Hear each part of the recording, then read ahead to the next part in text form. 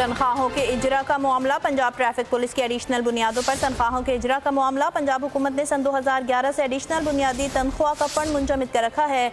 वकील traffic police की जानिब से ये बताया गया है। वफाक और पंजाब ने तमाम मुलाजमीन की बुनियादी तनख्वाहों में इजाफा किया। ट्रैफिक पुलिस की तनख्वाहों में आज तक इजाफा नहीं हुआ। वकील की जानिब से मौक़िफ़ अपनाया गया कि ट्रैफिक पुलिस की बुनियादी तनख्वाह भी नहीं बढ़ाई गई। हुकूमत कहती है आपको एडिशनल बुनियादी तनख्वाह दे दी है।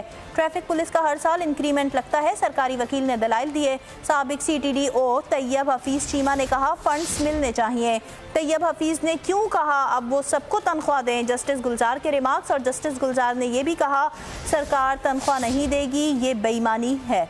तैयब हफीज को बुलाएं, चीफ सेक्रेटरी को भी बुलाएं। जस्टिस गुलजार का ये कहना था कि ट्रैफिक पुलिस का IG कौन है उसको बुलाया जाए। सुप्रीम कोर्ट ने IG पुलिस का आइंदा समाअत पर तलब कर लिया है और IG पंजाब वार्डन्स को तनख्वाहों की अदायगी पर जवाब देने का हुक्म भी जारी कर दिया है। पंजाब हुकूमत से भी शिकवार जवाब तलब कर लिया गया है। ट्रैफिक वार्डन्स के अलाउंसेस मुंजमद नहीं होंगे। जस्टिस गुलजार के रिमार्क्स और वकील पंजाब हुकूमत की जानिब से दलाइल दिए गए कि अलाउंस से खजाने पर इजाफी बोझ पड़ेगा, जिस पर जस्टिस गुलजार ने जवाब दिया ये बात आप 6 मरतबा पहले भी कर चुके हैं। पंजाब हुकूमत किस तरह से केस को हैंडल कर रही है बताया जाए।